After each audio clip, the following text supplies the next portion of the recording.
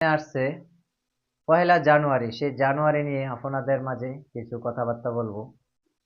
পয়লা জানুয়ারিতে আমরা দেখতে পাচ্ছি বিভিন্ন দিকে, বিভিন্ন জায়গায়, বিভিন্ন প্রতিষ্ঠানে খুব ভালোভাবে প্রস্তুতি চলছে জানুয়ারি অনুষ্ঠান পালনের জন্য।